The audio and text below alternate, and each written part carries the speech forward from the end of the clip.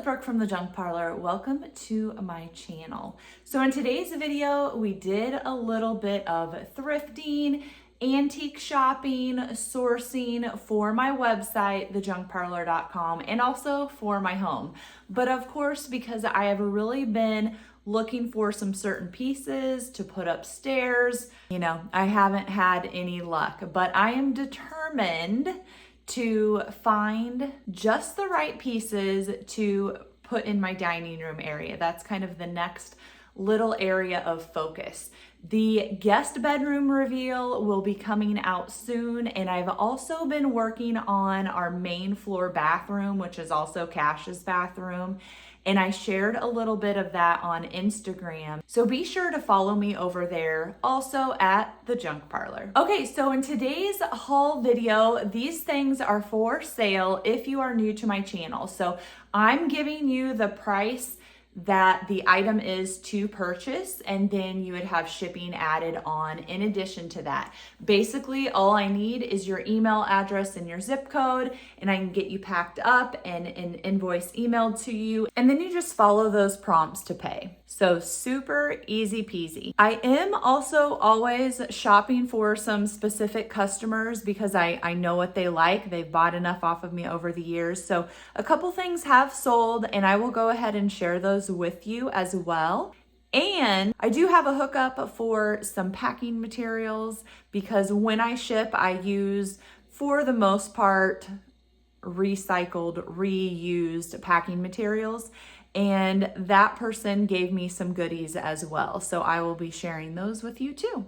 If I had kept all of the little toy phones that I have had over the years, I would have such a killer collection. However, I sell everything. This one is in great condition. I think that it's funny. Isn't this like a little spot just for your fingers? You can carry it around. You can hang these on the wall. You can set them out obviously on a book stack or in open shelving, but they are so cute. This one still has the cord on it. All the numbers are in there. The dial was just turned a little bit. This blue phone is $25. When I grabbed this Swiss cowbell, this velvet ribbon was all wrapped around the little loop, the eye on the bell, and it had been like wired or stapled, and it is coming off a little bit down here just from the age. So I think what I'm going to do actually is add a little bit of glue here, just so that if I hang it on the wall, you hang it on the wall, it's gonna stay secured. They did, you can hang it from this ring, which the ring feels plastic, but someone put like wire through the ribbon, I guess, to hang it. So it does have a good sound, and it definitely has a good look to it. But know that I am gonna add a little bit of glue to right here just because I want to. I would do it if it was gonna stay in my own house type of thing. You can't really see in there, but this is a Swiss cowbell for $75.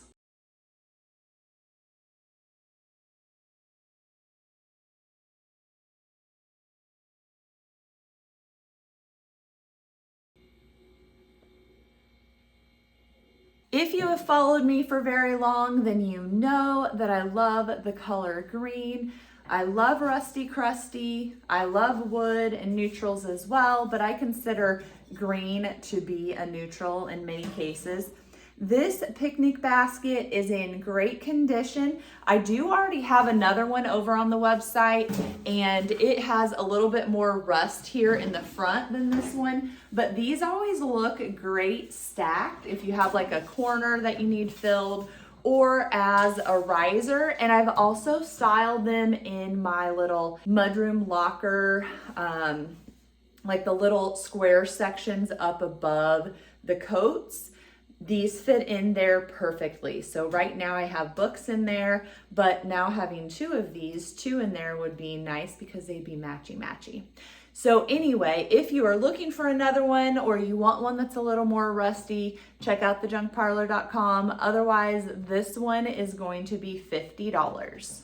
This is a cow cutting board I picked up for a customer because I know she's always disappointed that everything is pigs and she is into cows. Here I'm adding this little butter press butter stamp to my collection. I've just put it on the trim on my sliding glass doors there in the dining room area. This is the easel that I've been sharing on social media and was one of my last videos because I'm wanting to use it for the TV in our living room and take the one down that's above the fireplace. However, hubby is saying no to that. I need you to make sure and go over and vote on that video.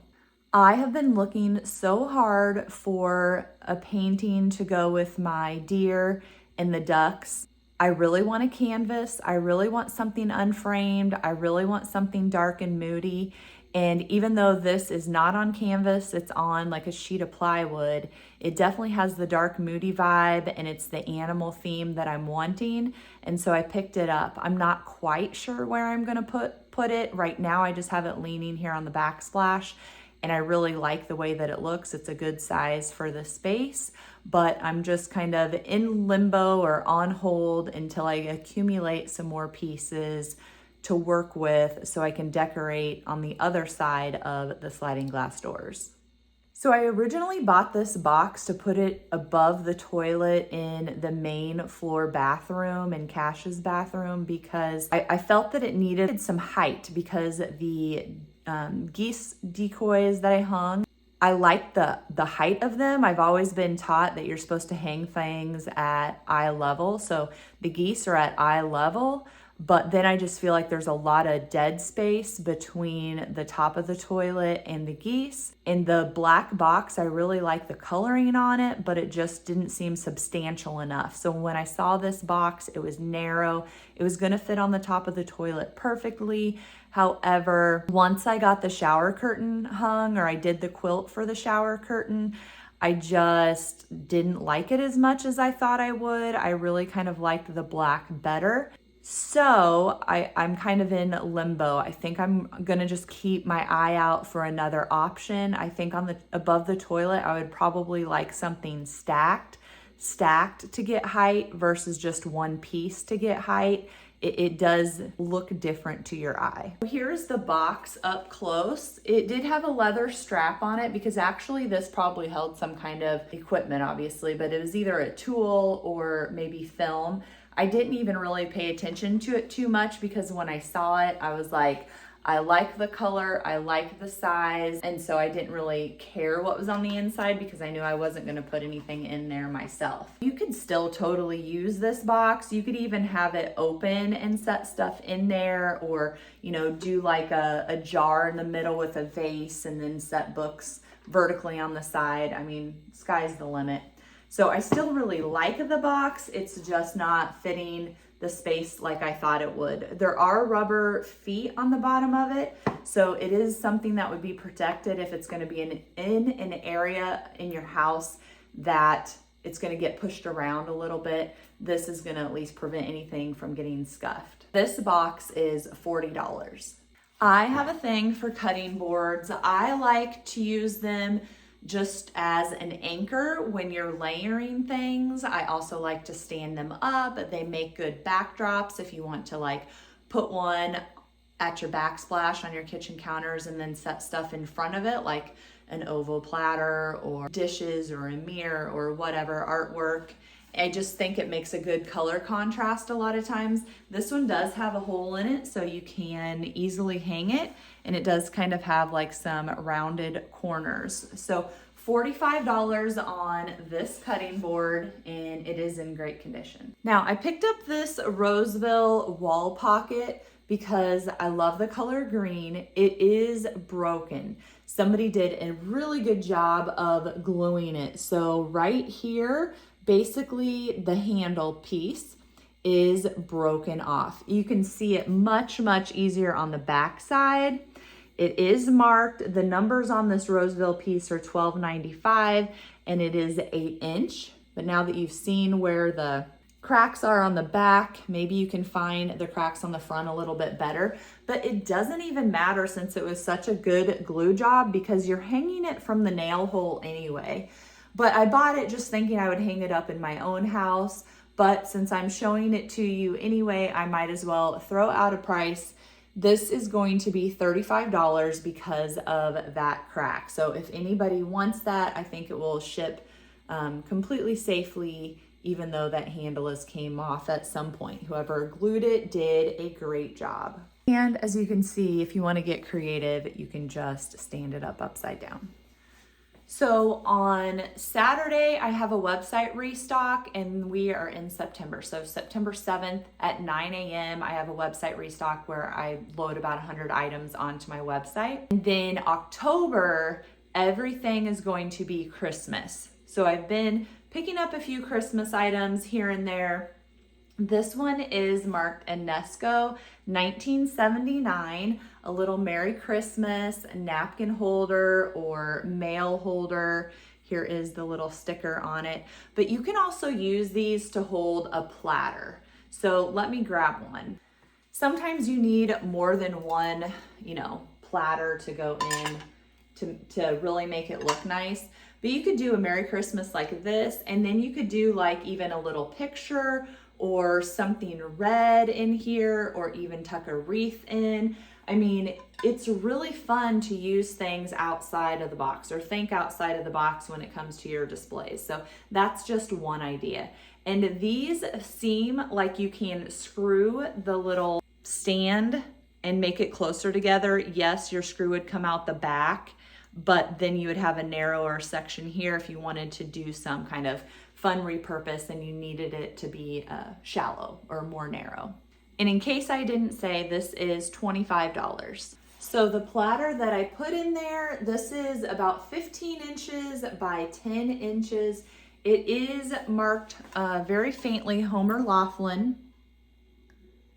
And this platter is $30. Nice, solid white piece.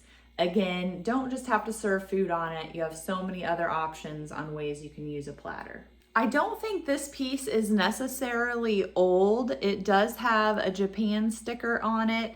And I think this is either some kind of garnishing piece or just simply an onion holder so that you can slice things a little bit easier without getting your fingers in the way.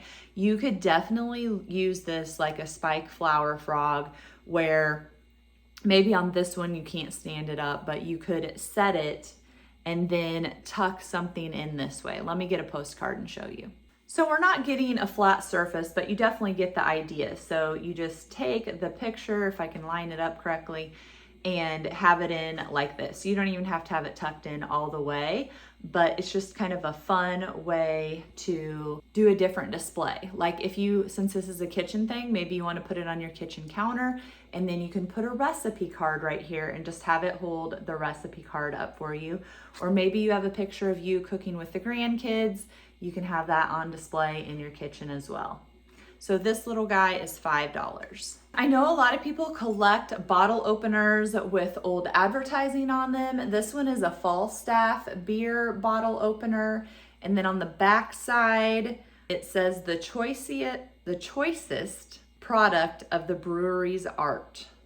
So that is this one, and that is getting sold with a kind of a slightly smaller one, but this one has different writing on every little section. Here, I wrote it down so then my old women eyes can read a little bit better. So it says Golden Grain Belt Beer, then Canterbury Ale, then Minnesota Brewing, then the Minnesota Beverage of choice, I thought is what it was said. No, Minnesota Brewing Company.